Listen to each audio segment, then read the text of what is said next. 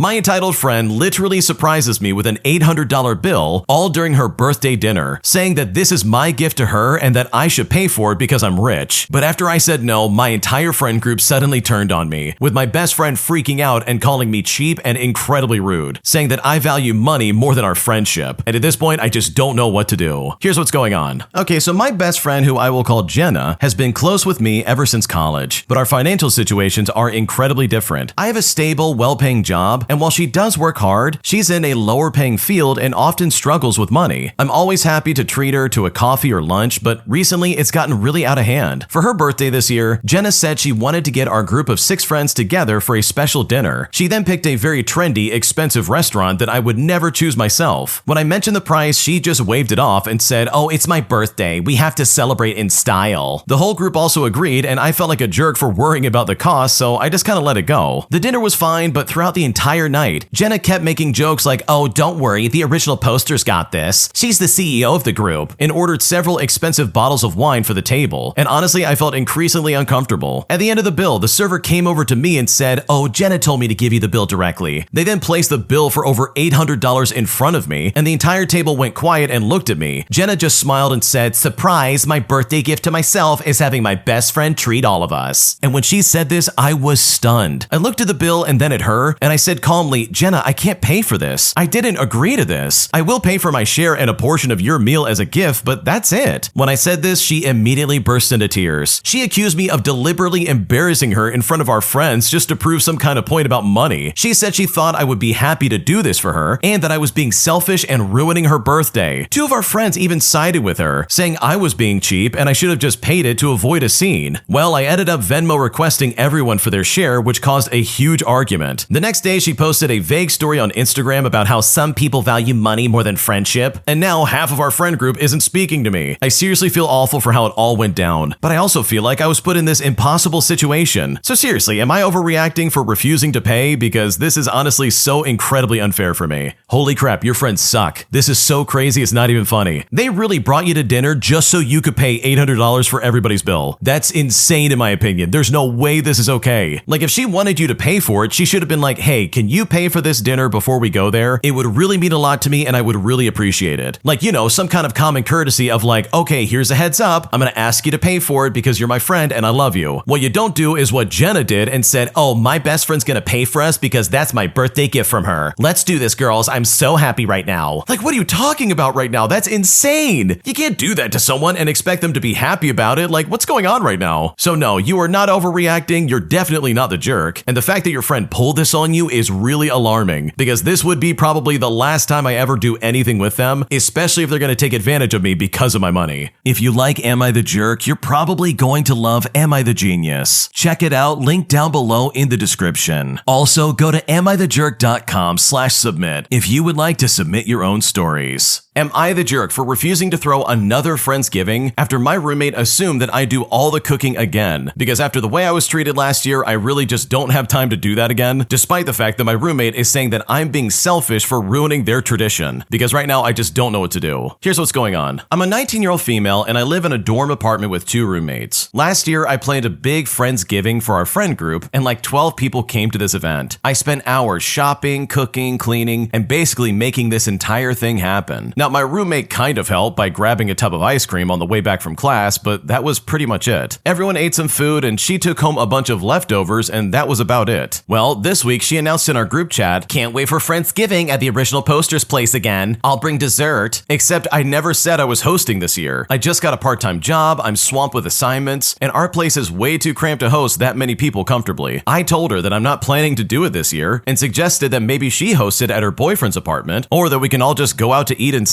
When I said this, she got annoyed and said that I was ruining our tradition and being selfish. She also said she's not really into cooking and that it would be too much work for her. I told her that wasn't my responsibility, and now she's been giving me the cold shoulder. Some of our friends are saying that I should just do it again because I'm the one who knows how to cook. So, am I the jerk for not wanting to host another Friendsgiving just because everyone assumed that I would? What should I do? Okay, first and foremost, this friend sucks. Like seriously, they are absolutely not nice people, and the fact that they're treating you this way is so weird in my opinion. It's really funny to me that they're trying to be like, wow, you're ruining our tradition. But it's like, dude, you did this 1 year. That does not make this some kind of like long-standing tradition. And personally, I don't like that precedent of setting a tradition where it's like, oh yeah, this is on the original poster and they have to do all the work. Because nobody helped out with cooking, cleaning, shopping, doing anything to get this ready. Besides the one roommate who brought a tub of ice cream and then took all the leftovers on the way out. Like that's obnoxious and there's no way that's appropriate. So in my opinion, I would definitely step up and say, look, I'm not cooking, I'm not cleaning, I'm not doing any of that this year. I've got no time and I'm not interested. And if this lady really wants to complain, then by all means, announce that she's the one doing the Friendsgiving and not you. Because this kind of behavior is completely toxic and you definitely do not deserve that. My mom is constantly feeling entitled to get favors from me whenever she asks me to do something, but the second I ask for anything from her, she literally turns off and refuses to reciprocate, causing me to feel worthless and very unimportant in her life. Here's what's going on. So my mom has a tendency to ask for favors, and sometimes I help her out, and other times I say no because I'm busy and I have my own life, but needless to say, I have gone out of my way for her many times. She'll ask me to drive her to nail or hair appointments, to go buy food for her, even to buy a toy for her grandkids. Just recently, she had surgery and I offered to pick her up. I left my job early and everything to go get her. It's not that I expect something in return, but I just don't like feeling used either. This weekend, I went to the mall to get a gift for my boyfriend's birthday, and I saw these jeans that were on sale. I thought they would fit me because they were my size, so I bought them thinking they would fit me. But the line was too long to try them on, and I really was in a hurry. When I got home and I tried them on, I realized I probably needed like one size bigger. I didn't want to go back to the mall because I hate how crowded it gets, and I wanted to relax at home. Now, my mom goes to the mall often because she's addicted to shopping, and on the weekends, sometimes she runs errands with my dad as well. And keep in mind, the mall is only a 15-minute drive away from my mom's house, and my mom is retired, so she has plenty of days to stay at home and rest while I work full-time, so I get very little rest compared to her. I asked my mom if she had any plans of going out, and she said no. Then she asked me why, and I explained to her that I needed to exchange the jeans at the mall, but I was just way too tired to go myself. She then told me to go ask my dad because he was going out, but she was staying home. Apparently, she didn't want to go out for whatever reason. My dad ended up doing the favor for me, but what hurt me the most is that my mom later told me that she ended up going to my brother's house because apparently he needed help with his kids. So my mom could have also gone out to help me, but she chose not to. And so now it really feels like I'm just not that important. I never ask her for anything that requires too much of her, but she has the audacity to ask for tons of favors. But when I finally ask something, I get told no. I'm honestly kind of hurt. I know maybe I'm being petty, but my time is valuable too. And my mom should not feel entitled to ask for all these things if she won't even reciprocate it in return. So are my feelings valid? Because right now I'm still incredibly frustrated. No, I completely understand where you're coming from. There is nothing more frustrating than having a family member ask you all the time for favors and then never return that favor for you when you need something. And for me, it always leads down to this one conclusion where it's like, oh yeah, they think of me as like a doormat. They literally look at me and say, oh, I could just take advantage of you. You'll do it because you'll say yes, right? But the second you ask them for anything, they're like, oh no, I can't possibly do that. I'm way too busy. Go ask your dad. And you're like, dude, what are you talking about? I do stuff for you all the time. The least you could do is do this one thing that I'm asking you. Like, why can't you do that? That's like so stupid in my opinion. So no, how you're feeling is completely valid. I know exactly where you're coming from because this seriously is super annoying, especially when it comes from family.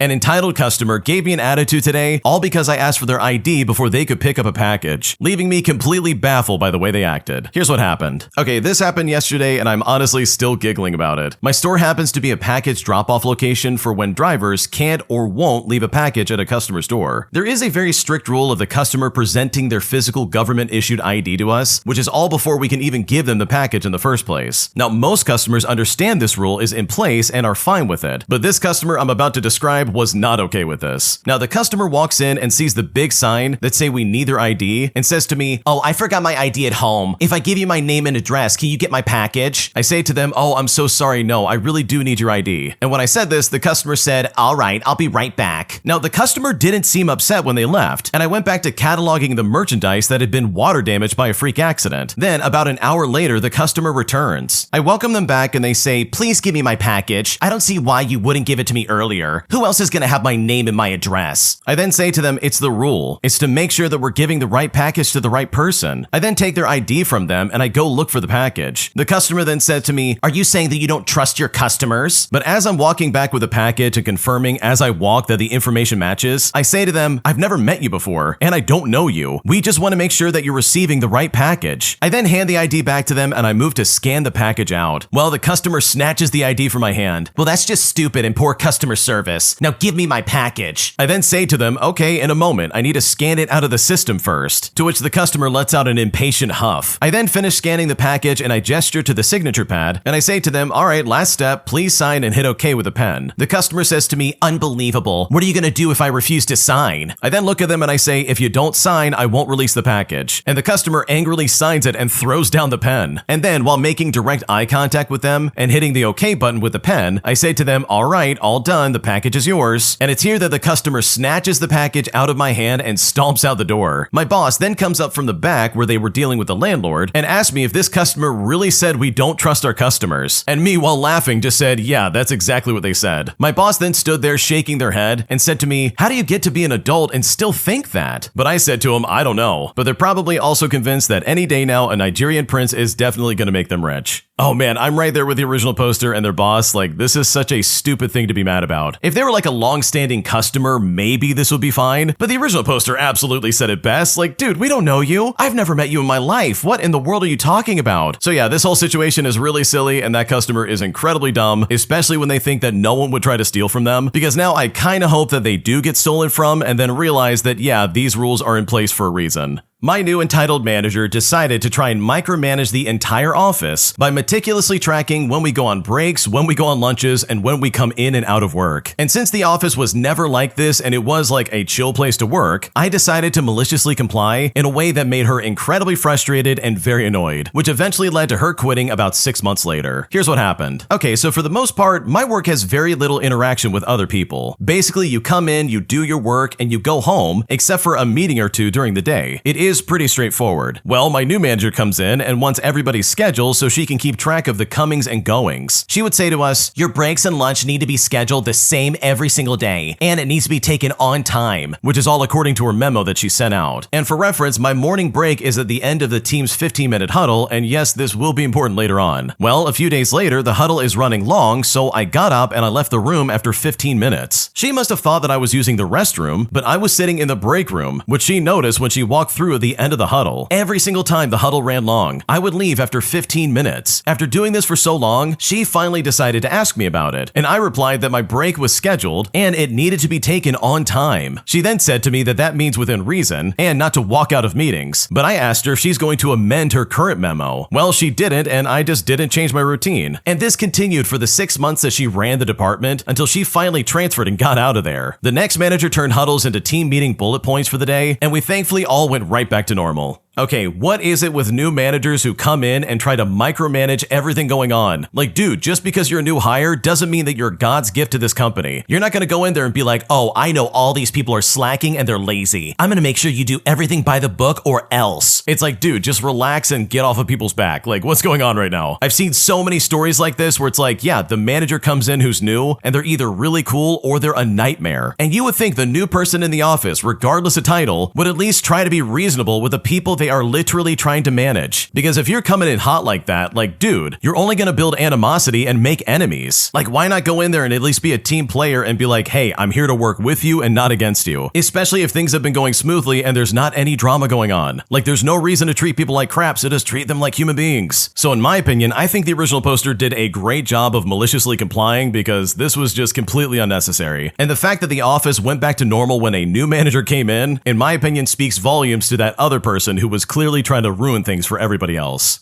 Am I the jerk for not wanting to spend money on decorating our apartment simply because my roommates are demanding that I pitch in money for something I'm never going to use? Because now I'm being treated like crap and I seriously just don't know what to do. Here's what's going on. I'm an 18-year-old female and I live in a rent-by-bedroom apartment with 2 other people who moved in back at the end of August. For reference, one's a 33-year-old female and the other is a 23-year-old female. I've been here since late July and my previous roommates who had lived here for a year took all the decoration and extra furniture with them when they moved out. Now, personally, personally, I do not care about decoration at all. My friends make fun of me and say that every room I've lived in looks like a concrete box or a jail cell, but I hardly spend time in my room and find no joy in decoration. Recently, my roommates brought up buying decorations together because, to be fair, the common area is completely empty except for like basic kitchen stuff and like one couch. Now, I don't mind, and I told them as long as they follow the lease's rules on alteration, I don't really care what they do to the common area. Well, they insisted that we should all go get decorations together, and because I also use the common area, I should apparently chip in as well. But this is still refused because I genuinely have no use for any sprucing up. I also said that I didn't want to spend extra money on decorating because I only work 20 hours a week. I use that money to pay off my rent and my utilities and to try and have some fun money left over. My parents are gracious enough to pay for my tuition left after scholarships and food and any other expenses. But somehow they came to the conclusion that because I recently bought a bunch of clothing from the mall and because my parents still support me, I should have plenty of money to spend. For context, they are both independent adults and pay for everything themselves. Well, I told them no again, and that they can do whatever they want, but I'm not going to contribute. It's now been a week or two and I don't see any decor in the living room. But the other day, one of the roommates, the one who's 33, invited some guy over to our place. He then made a comment about how sparse the living room was, and my roommate said it was because specifically I didn't want to decorate. She said it jokingly, but it honestly read as passive-aggressive considering the context. Now, I'm not going to be convinced, but am I the jerk for not contributing to a shared space? My best friend did say my room and the general apartment was pretty sad looking, but if I wanted to decorate, then I would go into a video game and do just that. What should I do? Your roommates are idiots. I want to start off by saying that because the way they're acting is so weird. We have two fully grown adults who are not supported by anybody else, who make their own money and have their own expenses they can pay for. And they're literally looking at the 18-year-old that they're living with and saying, oh, because you won't help pay for this, I guess we're never going to decorate. Wow, look at this sad state of affairs. Like, that doesn't make any sense because that's not objective reality. How is it that only you have to pay for it to make anything happen, and they themselves can't chip in their own money and be like, oh, okay, I'm going to buy myself a couch for the apartment, or something like that? Like, what's going on right now? You literally said it yourself, oh, go nuts, do whatever you want. I'm never using that space, it literally is not my thing, so go ahead and have fun, decorate it, do whatever you want. Like, there's literally nothing stopping them from going and getting stuff and decorating it how they please. So for them to sit there and be like, wow, this is your fault. I can't believe we have nothing in here because, oh my god, you won't pay for it, said the 33-year-old, by the way. Like, what's going on right now? So no, you're not the jerk, your roommates are stupid, and in my opinion, I would absolutely start calling them out on that. Because if they really wanted to decorate, they would have done it already, but instead they're waiting for you to pay for it, and that is incredibly stupid. Would I be the jerk if I reported my disabled neighbor, since they keep making noise all the way until like 2 o'clock in the morning? And even though I've tried to discuss this with them and tell him to stop, he's just completely ignored me, putting me in a situation where I seriously just don't know what to do. Here's what's going on. So I live with my husband in this apartment in the city center. When we found it, we couldn't believe it was available to rent, because both the space and the location in the city are wonderful. We moved in a year ago, and the neighbors upstairs is a guy about our age, between 30 and 40 years old, who is disabled and uses an electric wheelchair. He never appeared to be mentally challenged as he works in IT for a well-known company. Now, this guy has caregivers hired to help him get dressed, go to bed, and stay with him overnight. The problem is that almost every night, we're talking at least 5 days a week, by the way, they make a lot of noise, talking loudly, laughing, getting the room ready for bed, which includes, and I don't know why, dragging the furniture around repeatedly or dropping things on the floor. I have never had any problems with noise from any neighbors in previous homes, and I'm also aware of what it takes to care for a person with special needs, especially due to my family situation. So from the very beginning, that made me sympathize with him. That's why I was also understanding at first, but I mean, we're talking about noise that starts at 11 o'clock p.m. and it can go all the way until like 2 o'clock in the morning. My job requires me to get up very early and be focused on my work. One night, when I had a particularly difficult day ahead of me, I went up and I tried to talk to him, but they wouldn't even open the door for me. So I went up the next day and I asked him to please lower the noises. And I even explained I'm acquainted with special needs. But just to be precise, I told him that perhaps it would be a good idea if he kept it down earlier and arranged the room beforehand. Well, he told me that he would keep that in mind, that there have been neighbors being aggressive against him, but he has to live too and has the right to have his fun. I then told him that I understood and I wish for him to have his fun, but please also consider that there are neighbors around you. It seemed to work for around 2 weeks, but honestly, it just completely stopped now. I've even hit the ceiling 2 times due to the laughter, and they did stop, only to then start up again the next night. I'm desperate, but I also get he's deprived of so many fun things that I could be more sympathetic. On the other hand, there is the chance of reporting him to the real estate agency so that they can give him formal notice that he will have to leave if they receive any more complaints, which will result in a substantial reduction in my rent. But honestly, I don't care about the money. I just want to be able to sleep before 2 o'clock in the morning on a regular basis. Now, I do live in a country where noise is taken very seriously, which is to the extent of making this kind of loud noise from 10 o'clock at night until 6 o'clock in the morning completely forbidden. Like, one can even call the police on it or file a report to the real estate agency. So with all that in mind, I really need to know, would I be the jerk if I reported him finally and said something to someone? Because right now, I'm not sure if I'm in the wrong and I just don't know what to do.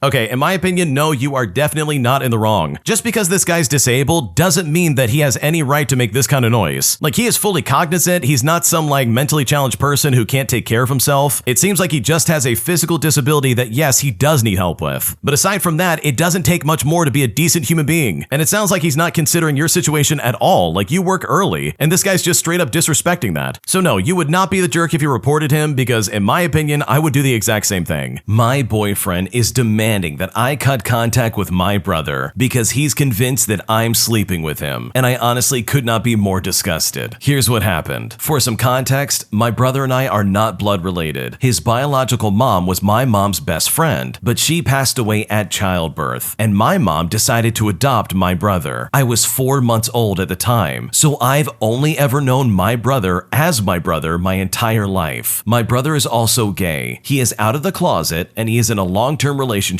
with his high school sweetheart. So I've been dating my boyfriend for 9 months now. When I met my current boyfriend, I was flatmates with my brother and my brother-in-law. Since the beginning of our relationship, my boyfriend expressed that he didn't like the idea that I shared an apartment with 2 men. And when he said this, I was honestly just upset, mostly because I was uncomfortable with his implications. But I tried to reassure him that he has nothing to worry about. I would remind him constantly that one of the men is my brother and the other is my brother-in-law, and both of them are gay, but he still kept saying that he didn't like it, no matter what I said. Among other things, my boyfriend doesn't like that I have weekly movie nights with my brother. My brother and I have had weekly movie nights since I can remember. When my brother-in-law moved in with us, we included him into our movie nights as well. I even offered to my boyfriend to include him in our movie nights too, but lo and behold, he refused and tried to claim that it was weird and that it sounded like we were having some kind of weekly dates with my brother. It only got worse when he found out my brother and I are not related by blood. That day we got into a horrible fight. In that fight, he tried to claim that I have lied to him about my brother being my brother. For the record, I never lied to him. My brother is my brother, and the way he became my brother is absolutely valid. And I also wasn't hiding that we are not blood siblings. It really never crossed my mind to mention it, as it literally has no relevance to me. That day, my boyfriend screamed horrible things to me. He said things about my brother, claiming that we weren't actually siblings in the first place, and that he suspected that we were spending quality time together, if you know what I mean. Yeah, absolutely disgusting. The accusation disgusted me so much that I didn't talk to my boyfriend for a few days. Finally, we eventually made up, and he asked me to move in with him. So I ended up doing just that, even if it was just a bit too soon, because at that point, we had only been dating for about 5 months. My brother and our parents expressed concerns as well, but I didn't want to have another fight. Besides, I felt like if I refused and insisted in continuing to be flatmates with my brother, my boyfriend would then cherry pick this and take this as confirmation that I'm supposedly sleeping with my brother, which again, that's disgusting. Now, ever since I moved in with my boyfriend, it has been drama non-stop. We have had fight after fight every time I try to hang out with my brother. My boyfriend acts as if I'm cheating on him with my brother. And again, that's so disgusting. So last weekend, my brother and his boyfriend moved to a smaller flat, and this is all because I'm no longer living with them, and the other one they were in was too large and the rent was too high for just 2 people. And as a celebration for their new flat, they had a party. My boyfriend didn't want me to go, but I went anyways. I didn't enjoy the party because I kept being anxious about how my boyfriend will react when I get home. And lo and behold, when I came back, we got into another fight. My boyfriend told me that I either cut contact with my brother or this is the end of our relationship. And I'm honestly just appalled. I'm not cutting contact with my brother, and I'm not open for negotiations on that. that, so I'm really not sure what to do here. Is there any kind of way to convince my boyfriend that I'm not in some kind of weird relationship with my brother? Or are there other compromises that can be made? Or is this truly the end of our relationship? What should I do? I've got to be honest, the fact that you're even considering that this relationship should continue is baffling to me. The claims that your boyfriend is making about you and your brother are not only disgusting, but they're just disturbing. I mean, how can he honestly come to this conclusion? The writing is on the wall. There is literally nothing going on between the two of you. And the fact that you want to try and make this work is crazy to me. In my opinion, you should get out and get out now. Get rid of this scumbag boyfriend and maybe move back in with your brother. See if there's any kind of space where you can move back in, even just for a little bit. This is so disturbing and it's absolutely disgusting. The original poster goes on to say that they feel guilty because they moved into their boyfriend's house, which then caused their brother as well as their boyfriend to move into a smaller apartment. And they feel like this is their fault. To which I say, no, this is the boyfriend's fault. The boyfriend is crazy. You cannot ignore these red flags. This is something that needs to be addressed. And this is not your fault. He is controlling, he's being manipulative, and he's trying to isolate you. So in my opinion, it's time to get out, and it's time to get out now. My boyfriend lied to me saying that he wanted to get married, and now I honestly don't know what to do. My partner is my rock, and I'm his. Literally, he tells me that all the time, including yesterday. We've been together for 5 years and have a truly wonderful relationship. We're always talking, laughing, we're comfortable with one another, we're able to communicate healthily, even when we disagree. After surviving a terrible childhood and struggling with unhealthy romantic relationships in the past, the fact that we love each other in a respectful and secure and profoundly healthy way is truly my biggest blessing, and I wake up every day so happy and grateful for him. He is an incredible man with so much drive, intelligence, kindness, as well as countless gifts to give to the world. About a year and a half ago, it came up for the first time that we saw ourselves getting married one day. It was such a beautiful moment, and it rocked my world to have been vulnerable to say those words in the first place, as well as to have him say it back to me. Since then, it's been something incredibly happy that I get to hold in my heart and look forward to. The subject has come up sporadically since then, but I haven't wanted to push it too far, since we are young and it is very much an eventually thing. Both of our parents are divorced, and his come from money. He got a lot of strong advice growing up not to marry young, as well as to protect his assets, while also being taught that getting married is also a financial decision that you have to be ready for, which is something I never really thought of before. Nevertheless, the thought makes me happy, and we often daydream about the future that we'll build together. We would love to have a little house in New Hampshire, and we hope to buy that as well as some dogs and some chickens. These are conversations he participates in as well, and brings them up all the time. I want to be able to casually talk about the marriage aspect too. I want to have the moment where I go to bed and he says something like, "I can't wait to marry you," or "You're the love of my life." But for some reason recently, whenever the subject has come up, he's clammed up and made it feel very serious. This culminated maybe 2 months ago with a really weird conversation in which I sensed he might not have processed what marriage really means in the way that I had, and that he really wasn't ready to be talking about it in this way. I told him that I would never want him to feel like he's forced into this, and that this is just something that makes me happy to think about, as well as to talk about. I said to him that I love him, and that I would wait as long as he needs, but that I firmly didn't want to bring up the subject again until he was comfortable to discuss it. I wanted to relieve the pressure on him, and I haven't mentioned it since. Well, yesterday we spent a really lovely day getting lunch and hiking with my family. They live far away, so we don't see them very often. My sister and her fiance were there as well, and of course there was a little bit of light conversation about their upcoming wedding. My boyfriend was his usual friendly and easygoing self. I noticed he seemed quiet on the way home and later that evening, so I asked if he was worried about work, but he just said that he was tired from a long day of traveling. I made him a drink, I kissed him on the forehead, just like I always do, and I promised that we could do whatever he wanted to relax that night. I just did what I normally do when I can tell he's stressed out. I tried to show empathy, as well as just to take care of him. But then, as I'm making dinner, he says something that is absolutely devastating to me. He came over to me crying and said spending time with that engaged couple, and even barely talking about their wedding, had sent him into a panic, and he didn't know if he could ever see himself getting married. And at this point, I was completely blindsided. I tried to parse what he was saying, but it was like my brain was stuck. Eventually, he had been locking himself in his office at work all week crying about this. I kept asking him why he would say he wanted to marry me if he didn't, but he basically said that he was lying, that he wanted to give me what he knew I wanted to make me happy. All I could do at that moment was stare stare at him with an open mouth. I kept trying to pinpoint if he was saying to me that he didn't think he was ready to get married for a long time, or if he just didn't want to get married, period. And I really didn't think he knew himself. I don't think he has put any kind of mature thought into marriage at all. It was like talking to a scared child. He kept saying stuff about not knowing what his career will lead to, or if he'll have the money to support both of us. And when he said that, I just said, we're a partnership. You wanted to be with me yesterday. You want to be with me today. Do you want to be with me tomorrow? At this point, he said yes. And so I said, well, then what else matters? We have a life and we love each other, and we'll take on the future together, whatever it may be. Sitting now in the aftermath, I can say that I'm completely devastated. He left for his mother's house, and I don't know when he'll be home. My body feels ill and I just can't sleep. And it's all because of this conversation. We have always had rock solid confidence that we can trust each other and be vulnerable around each other, as well as just being our full authentic selves, without any hesitation or fear of judgment. We share everything together and we are best friends. He even said that over and over as he sobbed, and told me that he loved me and that he didn't want to get married. Hours ago, I had the most beautiful and solid relationship in the world, and now I don't know if we're going to break up. I'm honestly reeling from all this. I feel like I've been punched in the side over and over again. It feels like the earth has fallen out from underneath me, and I honestly don't know what to do. This is a really unfortunate circumstance, but I think you said it best. You guys have a fantastic relationship. You can talk around each other, you can be your authentic selves, and you can basically say what's on your mind. And that's exactly what your boyfriend did. He said that he's not ready to get married and that he doesn't want to get married. He was honest, emotional, and vulnerable, and he opened up to you. I mean, how much more open can you possibly get than your boyfriend sharing all of this information with you? But I do think you're right. I think your boyfriend has not taken marriage seriously, and he was just kind of going along with whatever you were saying just to make you happy. So hopefully these future discussions go well, because it sounds like you have a good relationship between the two of you. And hopefully one day you both can make that step and have some kind of positive future together. My boyfriend's brother is cheating on his new wife, and I honestly don't know what to do. So as the title suggests, I just found out my boyfriend's brother has been cheating on his new wife for the first time in 8 months of their marriage. We will call my boyfriend's brother Lane and his wife Becky. These are not their real names. I know some of you may be thinking that maybe I should just mind my own business or stay in my lane, but let me explain the whole story before forming an opinion. As some background information, Lane is active duty military and stationed in another state. He came back from an 8-month-long deployment a few days ago. He received orders out of the country prior to his deployment. Him and Becky have been together for 8 years and got married a week before his deployment to ensure that she could go overseas with him. While on his deployment, Becky came back to our home state to visit family and friends. She chose to stay with my boyfriend's family due to unrelated personal issues with her own family. During this time, Becky and I became close for the first time. She opened up to me about issues her and Lane have been having prior to his deployment and while he's been away. Apparently, Lane and Becky did not want to get married, but were pressured by family that it was the smart decision to make and that they could have an actual wedding at a later date. Becky vocalized how this really bothered her due to her religious beliefs around marriage. However, she and Lane came to the decision together that it was the right thing to do. During the deployment, Becky and Lane began to fight more and more, all the way up until the point that he said he wanted to get a divorce. She had told me that he stated that he didn't see her going anywhere in life and felt that all she cared about was working at bars. She had been working at mainly bars recently, but said that this was because of the tips that she made. Becky noticed that Lane blew through $3,000 in a matter of weeks, and he kept saying that it was because he had been out at bars, which is honestly such a terrible double standard. Becky also noticed that Lane had been texting this girl on his crew that he claimed to not like her. I told her that it seemed a little fishy to me and suggested that he might be having some kind of affair. Becky then said that this was something that had never crossed her mind because her and Lane had always had an open and honest relationship with little trust issues, if any, which is honestly very true when it comes to the two of them. She believed that it was depression from being away from everyone. After not hearing from Lane for a few weeks, he messaged her stating that he would fix things when he got back. Fast forward to today, and he is back, and they haven't had a chance to sit down and talk yet. Yesterday, I mentioned to my boyfriend that Lane had added me on TikTok. My boyfriend is incredibly anti-TikTok, and he asked who Lane was following. So I checked, and I noticed that the only girls that he had followed were me and one other girl that Becky had said she had been concerned about. I asked my boyfriend what was up with that, and he just avoided the question. Later, I asked him again about this, saying that I had a feeling his brother had been been cheating. Personally, I know the signs all too well. My boyfriend finally confessed that Lane hadn't been going to bars on deployment, but instead, he had been renting hotel rooms to spend some quality time with girls, if you know what I mean. My boyfriend told me that it originally started as an only once in a while kind of thing, but it progressed into a full-blown relationship. The woman that Lane is seeing has already cut things off with her fiancé, and Lane plans on ending things with Becky now that he's back. This news absolutely shocked me, because Lane and Becky had always seemed like the perfect couple, as well as Lane not really coming off as the cheating type. Additionally, my boyfriend told me that about 5 years ago, Becky cheated on Lane, but Lane and Becky had gotten past it, and things seemed to be pretty healthy between the two of them. Lane has also mentioned every once in a while that he wishes he had more dating experience, since Lane and Becky have been together since high school. I've listened to my boyfriend and Lane talk a few times since he's been back, and it doesn't seem like Lane has any intentions of actually leaving Becky. I think he may have realized that the girl on deployment was really living out a fantasy, and Becky is the real deal. However, I think it's wrong to throw this big of a secret to the side and pretend like it didn't happen, especially after I have witnessed the emotional wreck Becky has been in the last few months. She went several days and nights without eating or sleeping and truly wants to fix things with Lane. I know it's not my relationship and not my place to destroy a marriage. However, Becky has become a great friend and someone I've been able to confide in lately. I know if I was in her shoes, I would want to know. My boyfriend threatened to leave me if I said anything, but my morals are getting to me. What should I do? Before the original poster even begins to approach talking to Becky about this subject matter, they legitimately need to look at their own relationship. Their boyfriend just gave him an ultimatum. If you talk to Becky about my brother having an affair, I'm going to leave you. And that is honestly incredibly worrying to me. The fact that he would say that is absolutely disgusting. This original poster's boyfriend is literally enabling his brother into cheating. And that is absolutely disgusting. And that's a massive red flag they have to be aware of. But even along with that, in my opinion, if I was in Becky's shoes, I would want to know if my spouse was cheating on me. It's bad enough that this marriage was forced upon them and everybody around them pressured them into getting married in the first place, but now Becky is literally kept in the dark and they don't know the secret plans that Lane is currently participating in of going behind her back and cheating on her. And most of all, your boyfriend knew about all of this and he still said nothing. So it's clear that you two have very different morals and values. So I think at this point, it's time to take a good hard look at your relationship because your boyfriend is threatening to leave you over his brother cheating on your friend. And personally, that's not something I would ever take sitting down. My girlfriend hates my best friend despite the fact that she's never met them, and I'm afraid of telling her about wanting to visit this friend out of fear that she will retaliate in some way. And at this point, I don't know what to do. My girlfriend by the name of Sarah, that's not her real name, has been with me for 9 years. I've known my best friend Alice for 13 years, but she lives in England while I live in America, so we pretty much never see each other. My friends and I are planning a trip to France and Belgium next year, so I think since I'm already on that side of the pond, I might as well take a couple days at the end of the trip to see Alice. I go on vacations with this group of friends every 3 to 4 years, ever since we graduated high school, and my girlfriend has no interest in joining us, so that has never really been a problem. But here's the problem. I'm scared to tell her of my plans to see Alice because she just automatically hates her and wanted me to cut her out of my life for a long time now. However, this is not a request I've been able to respect because I honestly think it's stupid. My girlfriend and Alice have never met. They've never spoken. They've never even been on the same continent as each other. This has been an issue in the first couple of years in our relationship. For some reason, my girlfriend feels justified to hate a person that she's never met. She told me that she hates her so much that if she ever visited me in the States that she would attack her, which is really disturbing. She used to ask me every day if Alice texted me, and she always asked to read our conversations. In fact, when Alice followed me on Instagram, my girlfriend didn't talk to me for 2 days. And to this day, I still don't know how she knew that Alice had followed me. She watched as I deleted and blocked Alice's number from my phone and Instagram, and that was 6 or 7 years ago. But obviously, my best friend is going to notice that I'm not responding to her text messages, so she sent me an email which wasn't blocked. We eventually got back to texting regularly because I thought it was absolutely ridiculous to cut her off for no reason. These days, I can say for sure that my girlfriend has calmed down a lot, but when it comes to Alice, it's a little bit different. I have no idea if she knows that Alice and I are still talking to each other, or if she even thinks about her in the first place at all, because we haven't discussed this in over 5 years. This all just comes from a place of jealousy for my girlfriend, despite the fact that Alice is gay and she is not attracted to me. But my girlfriend is so convinced that Alice is in love with me that she just won't accept that as an excuse. I have never had romantic feelings towards Alice, and while my girlfriend says that she believes me, she says that nothing will convince her that Alice doesn't have feelings for me, even though nothing has happened in the 13 years to suggest that this is true. So I guess my question is this: is there a way to bring up the topic of my visit to England gently? Should I even bother to spare her feelings? Or am I just bracing myself for an absolute firestorm? What should I do? It sounds like your girlfriend is incredibly toxic. I mean, your girlfriend is behaving unreasonably, and she's being incredibly stupid. People can have friends, like it's not that big of a deal. And it sounds like Alice is just not interested in you in the way that your girlfriend is assuming. This all genuinely feels like an overreaction, and this just does not sound healthy. So if anything, maybe it's time to have a conversation with your girlfriend and say that you should be allowed to have best friends, especially when those best friends are not attracted to you. Because this is honestly only going to keep coming up, as it does not sound like any kind of discussion is going to convince your girlfriend that this friendship is actually not that bad. My crazy sister is obsessed with my boyfriend and is actively trying to steal him away from me. She even encourages her daughter to start calling him daddy, with the hopes that one day he would be her husband. And at this point, I'm just so freaked out and I don't know what to do. Here's what happened. I'll start by saying that I love my sister very much, even though we have never really been that close. Something that's always caused tension between us is that she can be quite a jealous and insecure person, and is always comparing herself and her life to others, particularly me. She has in the past frequently expressed jealousy over my appearance, as well as my weight, career, friends, travel, etc. The one aspect of our lives that she's always felt superior to me over is our love lives. I have had really bad luck when it comes to love. I had one relationship that was incredibly abusive, and as a result, dating has been quite hard for me, and now I have a difficult time trusting men. I was single for years. Meanwhile, she had been with the same guy for 8 years, and was always talking about how great and stable he was, as well as all the gifts that he would give her and all these other things. In 2017, I met my partner. We instantly connected on a level that I'd never experienced before, and after many months of just being friends and getting closer and closer in the name of platonic friendship, we eventually told each other how we really felt and began dating. I cannot express enough how much I love this man. He makes me feel adored, safe, supported, and appreciated. He's witty and smart and hilarious and incredibly gentle. We moved in together in 2019, and life has been blissful. Also in 2019, my sister fell pregnant. Her partner told her that he was getting ready to propose. However, about 5 months after the birth of my niece, he decided he didn't want to be with my sister anymore and he left. This was very traumatic for my sister, especially since this was around the time of COVID and lockdowns as well as all this stuff were being announced, and all of a sudden she was faced with being a single mom. Thankfully, she lived close to my parents and was able to form a bubble with their household, so she had their support, and when lockdowns eased, my boyfriend and I would help out whenever we could. It's been incredible watching my niece grow up, and it's been lovely watching my boyfriend be so good with her. He has 4 nephews, so he knows how to be a fun uncle, and this is about where the weirdness started happening. It began with my sister making constant comments about how good my boyfriend is with kids. I would agree with her, but then she'd make digs about how much it's a shame that he is with someone who doesn't want to have children, also known as me. She then says that it's such a waste of a good man, stating that he was born to be a dad. Soon enough, she would start sighing about how my boyfriend is perfect and how she needs to find another man just like him. Again, I would agree because in my honest opinion, he really is the perfect package, and I would love for my sister to find someone as great as him. But it soon became evident she doesn't want someone like him. She just wants my boyfriend. She began saying he is the main male figure in her daughter's life, and that he was the closest thing my niece had to a father. When my niece started talking and familiarizing herself with our roles, she would call him uncle, and then all of a sudden she started calling him daddy. I would always gently correct her and say, "No, darling, that's your uncle." But one time my sister heard this, and she yelled at me for correcting her daughter and said that I need to leave it alone, that it doesn't matter if she calls my boyfriend daddy. This is when I got really uncomfortable and put my foot down and told her that she needed to stop confusing her daughter and stop allowing her to think that my boyfriend is her daddy. I feel like my sister knows that letting my niece call my boyfriend daddy is only going to confuse her, but I also feel like she doesn't care because she just pretends my boyfriend is the daddy. After that fight, things got quite tense between us, and my sister started snapping at me over everything that I did. And this is all the while still mooning over my partner and telling him how amazing he is. A few times my partner had to stick up for me and tell my sister not to speak to me like that in our house, which always bruised her. Things hit a boiling point last weekend. She asked us to babysit my niece for a couple of hours while she gets her hair trimmed. This wasn't ideal, as my boyfriend was doing something that required a lot of concentration, and he needed some quiet time in that morning to do it. Plus, we had an engagement later that afternoon, so I reluctantly agreed, but explained to my sister that we needed to leave at a certain time, so she really had to be back by then. As a side note, my sister is very disrespectful of other people's time and has no regard for other people's lives. It's always all about her. So I took my niece to the park and let my boyfriend have some peace and quiet. We played for a while, then sat and had a coffee and some ice cream for the kid at my local cafe before eventually returning home. I expected my sister to be returning soon too, as she agreed, but as you could probably guess, she was a no-show. Time is ticking. My boyfriend and I really need to get going. I'm ringing my sister and she's still not answering. I'm stressed. Then all of a sudden she turns up, 40 odd minutes late. I'm upset, but I don't even have time to get into it with her, so I just say goodbye to my niece. That's when my sister noticed what she insisted was mold on my niece's shoes. She asked me in a very loud voice if I let her walk in puddles, and I said she may have accidentally stepped in a puddle while at the park, but she wasn't jumping in them intentionally. My sister then started ranting like a lunatic, screaming at me that I was not to let her go in puddles without gumboots, and that because of my thoughtlessness, the shoes are now moldy. I said that's not how mold works. It doesn't grow after 3 hours. It can't be mold. Or if it is mold, it isn't there because of me. Mold simply doesn't grow in 3 hours. But my sister can't be told. She screamed at me, called me thoughtless and an idiot with no common sense or any maternal instincts. I stepped outside during this argument and told her she was acting appalling in front of her daughter. That's when she closed the back door on me and locked it, locking me out of my own house. I banged on the door and demanded that she unlock the door, to which she said, "Not until you calm down and I feel safe for you to be around my daughter." I was so disgusted at her audacity. How dare she lock me out of my own home? I went around to the front door, but she had locked that too. Luckily, I had my phone in my pocket, so I rang my boyfriend and I told him to let me in because she had locked me out of the house. He was upstairs and had no idea any of this happened. When he opened the door for me, I have never seen him look so angry in my life. He was furious, but he kept his cool and calmly but firmly told my sister to get out, that he was sick of her being so disrespectful to me when I bend over backwards trying to help her, and that she is no longer welcome under this roof until she apologized to me. She scoffed and said, "Well, that's never gonna happen," and then she stormed off and left. It's been a few days, and since then, she has been blowing up my boyfriend's phones with text messages, and my boyfriend has shown them all to me. In those messages, she apologizes to him, not to me, saying she's stressed out being a single mom and that she gets no support from her family. The only support she has is him. My boyfriend replied saying that the only time he is around her or my niece is when I'm there too. So her saying that is proof that she does not appreciate or see the amount of support I give her. My sister replied saying it's not the same because I'm not a maternal person and would never be a good mother, so I just don't get it like he does. Then she sent messages after messages, each more insane and inappropriate than the last, saying she wishes he was my niece's father, that he's everything she's ever wanted in a man, that they would make such a good team, that she is more compatible for him than I am, and that it breaks her heart every day she sees him wasting his life with me. There were also text messages where she talked about how great he looks and smells. My boyfriend replied saying, "This is not appropriate or appreciated. I'm not comfortable receiving messages, and I ask that you please not contact me again until you have resolved things with your sister." And after that, he blocked her completely. I'm just at such a loss on where to go from here. I love my niece so much, and I want to be in her life. I'm worried about my sister. I can see that she's struggling, and I want to help her. But this situation has become so toxic. Nothing I do is good enough. I'm tired of being screamed at for everything I do wrong, and being told that I don't have good maternal instincts, when others who have seen me with my niece tell me that I'm doing a great job. I may not want to be a mother, but I do want to be an aunt, and it hurts my feelings to have everything I try to do for my sister get dismissed. Then there's my sister's feelings towards my boyfriend, which at this point feels like an obsession. I feel like me and my boyfriend have been disrespected hugely by her. How do we navigate that? I genuinely have no idea what to do, and it hurts my head. What should I do? This is a crazy story, because quite literally, your sister is trying to steal your boyfriend. She even has her kid calling him daddy, and freaked out on you when you tried to correct her. The original poster's sister sounds unbelievably self-centered, and absolutely a little bit unhinged, and I think your boyfriend has it right. It might be time to block her for a little while. The way she's acting is absolutely irrational, and it honestly is such a shame, because you want to be an aunt, and you want to be in your niece's life, which is completely understandable. They deserve to have family around them that they love and care about. But in my opinion, and for the sake of you and your boyfriend's well-being, it's probably best to get some distance away from this lady, because she clearly needs help. When her boyfriend broke up with her, it obviously broke her down, and I don't think there's anything you can do to try and fix that. I'm experiencing some changes and challenges in my relationship with my 40-year-old boyfriend, and I'm honestly not sure what to do. My boyfriend is a 40-year-old male, and I'm a 26-year-old female, and we have been together for a little over 6 months. He has pretty much been my first everything, my first official date, my first real kiss, my first romantic relationship, etc. And in this relationship, I worry that I am overlooking things that I shouldn't for the sake of being fair. For a little bit about myself, I'm a bit shy and I hate confrontation. I like to make people happy and positive. Sometimes it's at the cost of my own happiness, which I am aware of, but it doesn't particularly make me stop. Now, I love my boyfriend. It's been magical to fall in love and to be loved for who I am, despite my many quirks when it comes to social interactions. He makes me very happy in a lot of ways. I have no doubts about his love for me or attraction to me. I get all the physical affection that I could possibly want. We are into the same type of TV shows. We can spend hours with each other and never get tired. I can tell that he wants to build something with me, but we are also very different. I'm a planner through and through, and he is more of a whatever happens, happens type of person. Despite the age difference between the two of us, I am more financially secure than him, and I make more money overall, even though that doesn't really bother me. I personally think that things being aesthetically pleasing is more important to me. When I make a commitment or start a serious project, I follow through. In contrast, he starts a lot of things and doesn't finish them if no one is holding him accountable. And these things low-key scare me a lot. I don't want to end up in a situation where I feel like I always have to be the responsible one, because it has been that way my entire life. I'm supposed to be the good kid of my siblings, as well as the mom of my old friend group. I don't seek out those roles, but someone has to do it. I think I am exiting the honeymoon stage and starting to realize and feel things that I'm not 100% okay with. He has been married twice before. One lasted 4 years and the other one lasted a little over 1. The second marriage was broken off with good reason for sure, but I get scared to ask about the other because it seems like it hurt him a lot and he just doesn't want to talk about it. He also doesn't really do romance either. We only went on really 2 dates before we became official, and he has not planned a date with us since then. He did take me out of town for my birthday, which I appreciated. However, outside of that, any official date we've gone on, I've planned or had to pay for, except for one where I just paid for everything because we had no idea where we were going when we left the house that night. Now, I offer to pay for these things. I wasn't forced, but that does lead me to another point. He drinks and smokes every day. It didn't really bother me until recently on one occurrence when it seemed a little overboard. And then he took a shot at 9 this morning right before we were going to get ready for church, which I emphasized to him that he didn't have to go if he didn't want to. And I honestly think that's what's kind of sent me into a spiral today. My intention is not just to complain about him, because I honestly do love him, and he has a lot of traits that I think would be hard to come by again. I know that he is a good guy overall, but these things are really starting to get to me. I don't want him to change for me, but I also don't know if I see myself spending the rest of my life like this. I was supposed to move in with him soon, but my main emotion towards this situation is anxiety. I worry that I'll fail in this relationship. I worry that I'll hurt him. I worry that I'm already in too deep to let go, and I honestly don't know what to do. I think when it comes to those special things like having date nights, or at least having him be more responsible in certain aspects of your life, I think you really just need to talk to him and explain exactly how you feel. Yeah, you might be different people. You like to plan a lot and he kind of flies by the seat of his pants, but that doesn't necessarily mean that this is a bad thing. While the age difference does have me a little nervous on your behalf, I think if it is working and you two are happy together, then I guess that's all that really matters. But overall, talking to him and having having this kind of discussion would go a really long way in both of you deciding what you want out of this relationship, as well as what makes you really happy. My boyfriend is demanding that I make some huge changes in my life, and I'm honestly not sure what to do. I'm a 20-year-old female, and I have been dating my boyfriend, who's 22 years old, for just about 2 years. We broke up once early into our relationship due to a big fight as a result of my deteriorating mental health, as well as some family circumstances that he was dealing with at the time. I was in a psych ward for a month and a half following our original breakup from last year, which was between the months of May and June. The admission to the ward was already planned regardless of the breakup. We got back together in August last year, and from my perspective, things have been great for a long time. He is such a good man, and I'm now at a loss of what to do. My boyfriend has changed all of a sudden over the last week or so, but he is now saying I need to change the following things or we can't be together. For one, he's trying to tell me that I need to come off of my medication that I take for my mental health. I have been diagnosed with ADHD as well as autism, so I take a low dose of antipsychotics and stimulants. He has now suddenly decided that he wants me to experience life as it is and not be so dependent on these medications. I don't feel dependent, but I certainly feel more stable than I have in years. He also wants me to quit my job and live with him. He says my schedule is too unpredictable and that he thinks it's stupid that I work when he can just support us. I only work 3 days a week though, and I even asked if a compromise could be made where I could work on the same days that he does. He says I should be at home studying for university while he is going to work. He also wants me to stop using any type of birth control, which is honestly what scares me the most, especially since he doesn't even want kids for a couple more years. Throughout these discussions, he's compared my fear to a junkie being scared before they go sober. I feel like all of this is just way too much, but I love him so much, and he's the only person I've ever met that made me feel so loved and understood. That is, up until now. I just need to know I'm not going crazy for not wanting to do all of this. If it was a gradual plan for the future, I would, but he wants me to do this as soon as possible. I'm seeing my psychiatrist tomorrow, so I will be asking them too, but I need some advice here as well, because I feel so trapped. I don't want to lose him, but I can't lose any more of myself in the process. What should I do? This may be the biggest red flags that I've ever seen in my life. He wants you to stop your medications, which you absolutely should not do. He wants you to quit your job so you can now depend on him, and he wants you to stop using any kind of birth control. All of these 3 things alone is like 3 strikes and you're out, in my opinion. This guy is absolutely toxic and you need to get away from him. For one, you absolutely should not just cold turkey cut off your medications. You absolutely need to talk to your doctor before you make any kind of decision like that, because sometimes those antipsychotics and stimulants can have very negative effects on your livelihood as well as your health if you just cut them off out of your system altogether all of a sudden. That is incredibly dangerous, and your boyfriend's an idiot for even suggesting that. I also think it's a horrible idea to live with this man. He is not a good person. He wants you to quit your job so you then are dependent on him, and this honestly just screams that he's going to financially abuse you. Basically hold it over your head that you have no job and that you're studying for university, which I would be very surprised if that even keeps up under his house. And I don't even think I need to begin to describe how messed up and weird it is that he's asking you to get off of birth control, but I'll let you use your imagination here and just know that this is incredibly weird, and no rational boyfriend would suddenly just be like, you have to do this or else we're gonna break up. He is also presenting all of this as if it's a do or die kind of moment. It's very black or white in his mind, and he's trying to manipulate you. So in my opinion, you need to break up with him and break up with him fast. This guy is trying to hurt you in a lot of different ways. And let's say even hypothetically that you decide to go along with all of this. Not only will your mental health deteriorate from not having a job, as well as not having the medications that are helping you stay stable, but you also probably will have a kid on the way, and then you really will be stuck with this guy. So in my opinion, it's time to get away from this man and get away fast, because he does not love you, and if anything, he's just trying to control you. My girlfriend of 6 years has been emotionally cheating on me for over a year with one of her coworkers, and at this point, I don't know what to do. My girlfriend, who we'll call Sophia, that's not her real name, has been with me for 6 years. When we first started talking, we were just cuddle buddies, as we'd like to put it. We would talk all day, every day until about 3 in the morning. We would send memes, selfies, family pictures, pickup lines, and puns to each other all the time. This lasted for about 3 months until we started dating, and continued for another year into the relationship. After the first year was over, the honeymoon phase was ended, and we started to talk less and less. The flirty comments disappeared, and we started to fight more and more as the years went on. We mostly fought about our communication, but with school and work, we found it difficult to manage. This continues on for about 4 years into the relationship. School is now over, and we're back home. I managed to find a job, and Sophia finds an internship. We try to hang out and talk, but COVID is a thing, so we don't see each other much, and we're both still super busy, so we're still not communicating enough. During Sophia's internship,